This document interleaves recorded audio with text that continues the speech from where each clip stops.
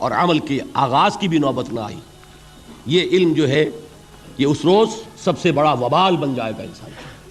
اتنا علم اور عمل کچھ نہیں، بجائے کہ کریڈٹ کا ذریعہ بنے یہ الٹا ڈیبٹ کا خاکہ بن جائے گا۔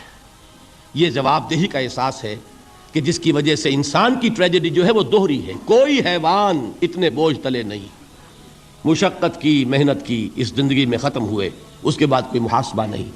اس کو بھی غالب نے خوب کہا ہے کہ اب تو گھبرا کے یہ کہتے ہیں کہ مر جائیں گے، اور مر کے بھی چین نہ پایا تو کدھر جائیں گے۔ یہ ہے وہ ہیومن ٹریجڈی۔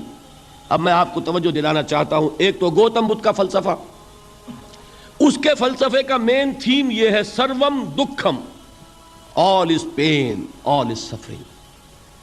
اور اس نے جو بھی اپنی محنت کی یہ تو اللہ ہی بہتر جانتا ہے کہ اسے بعد میں ملا کیا اور کیا نہیں ملا۔ ایک بات آپ سے عرض کر دوں گوتم بدھ کے بارے میں، ایک بہت جید عالم میرے نزدیک بر صغیر پاک و ہند کے علماء میں جو اس صدی کے علماء ہیں ان میں ان کا بہت اونچا مقام ہے، مولانا مناظر احسن گیلانی رحمۃ اللہ علیہ۔ گیلان قصبہ ہے ایک بہار کا، وہاں کے رہنے والے تھے، ان کی زندگی زیادہ گزری حیدرآباد دکن میں، عثمانیہ یونیورسٹی میں استاد رہے۔ انہوں نے گوتم بدھ کے بارے میں یہ لکھا ہے کہ میرا یہ گمان ہے کہ وہ بھی اللہ کے نبی تھے، اور اس کی دلیل دی ہے۔ قرآن مجید میں ایک رسول کا ذکر آتا ہے ذوالکفل، اور یہ ذوالکفل وہ ہے جس کے بارے میں ہمیں کچھ پتہ نہیں۔ قرآن مجید میں بھی ایک جگہ ذکر آیا ہے۔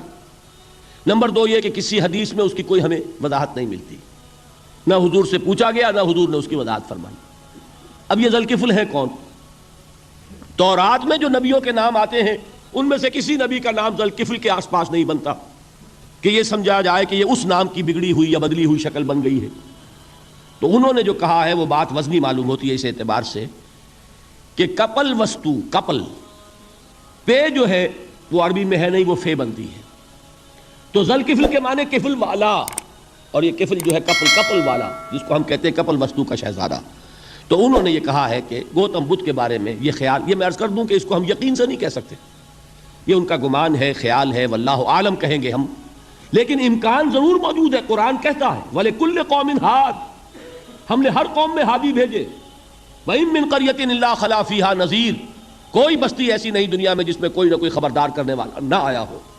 تو یہ ممکن نہیں ہے کہ وہاں نبی نہ آئے ہوں، لیکن ان کی تعلیمات اتنی بدل گئی ہیں کہ ہم ان کو پہچان نہیں سکتے۔ حضرت مسیح علیہ السلام کی تعلیمات اگر عیسائیوں سے ہم سمجھیں تو کبھی بھی انہیں اللہ کا نبی نہیں مان سکتے۔ یہ تو قرآن مجید نے آ کر حضرت مسیح علیہ السلام کی اصل حقیقت ہمیں بتائی، ورنہ تو خدا کا بیٹا ثالث و ثلاثہ، ان کو کیسے ہم مانتے؟ لیکن یہ کہ قرآن نے بتایا، تو جان لیجئے ہو سکتا ہے کہ گوتم بدھ بھی اللہ کے نبی ہوں، لیکن ہو سکتا ہے کہ درجے میں کہیں گے، یقین سے نہیں کہیں۔ بہرحال گوتم بدھ نے اس دکھ، رنج، صدمہ، غم جو انسان کا مقدر ہے اس کا مشاہدہ کیا، اور پھر تپسیائیں کی، علم حاصل کیا، رشیوں منوں کے پاس گیا، اس نے کوشش کی کہ معلوم ہو سیلویشن کا راستہ کون سا ہے، اس دکھ سے نجات پانے کی کوئی سبیل بھی ہے کہ نہیں، اس غم سے، اس نجات سے، اس اندوہ سے انسان کسی طریقے سے چھوٹ سکتا ہے یا نہیں۔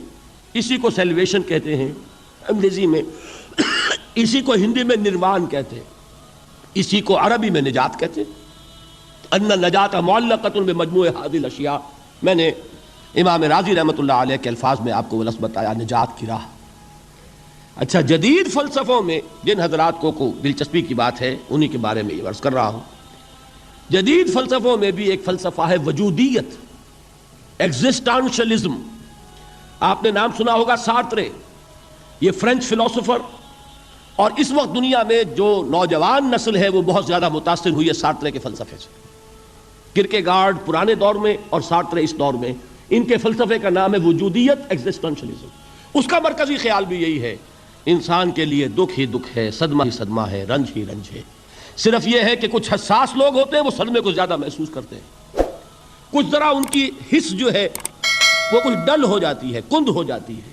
وہ جو غالب کا شعر میں نے آپ کو سنایا کہ مشکلیں اتنی پڑی مجھ پر کہ آسان ہو گئی، ورنہ یہ ہے کہ انسان سوچے تو دکھ ہے۔ اب یہ دکھ جو ہے اس سے نجات کا کوئی راستہ بھی ہے کہ نہیں، یہ کوسچن مارک ہے، جس کا جواب ہے تیسری آیت میں الا الذین آمنوا وعملوا الصالحات وتواصوا بالحق وتواصوا بالصبر۔ تو ایک نا امیدی کی کیفیت آ رہی ہوتی ہے، والعصر ان الانسان لفی خسر، زمانے کی قسم ہے تمام انسان برباد ہونے والے ہیں، تباہی میں ہیں، گھاٹے میں ہیں، ٹوٹے میں ہیں۔ اس سے جو ایک مایوس کن صورتحال سامنے آتی ہے، اس مایوسی سے نجات دلانے والی آیت ہے تیسری آیت۔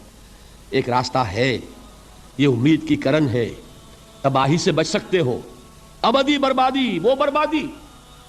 یہاں تو یہ ہے کہ ہم نے مشقتیں اٹھا لیں، فاقے جھیل لیے، تکلیفیں برداشت کر لیں، صدمے برداشت کر لیے، لیکن موت آئی، اس کا خاتمہ ہو گیا۔ لیکن اس کے بعد اگر خدا نہ خواستہ جہنم میں جھونک دیے گئے، وہ ابد الآباد تک کی، وہ ہمیشہ ہمیشہ کی جلن۔ قرآن کہتا ہے کہ اگر ایک کھال جل جائے گی، جھلس جائے گی، اللہ اور کھال دے دے گا۔ دیکھیے یہ بھی جدید دور میں آپ کو معلوم ہوگا، بورس بکائی نے جو کتاب لکھی ہے، دی فرینچ سرجن، اس نے ثابت کیا ہے کہ قرآن مجید نے جتنے نیچرل فینومینا کا حوالہ دیا ہے وہ بالکل سائنس کے مطابق ہے۔ آج ہمیں یہ معلوم ہے کہ حس جو ہے وہ صرف کھال میں ہوتی ہے، کھال حساس ہوتی ہے، کھال اتر جائے نیچے جو ہے گوشت جلے گا، آپ کو تکلیف نہیں ہوگی۔ معلوم قرآن نے کہا ہے کہ جب کھالیں ان کی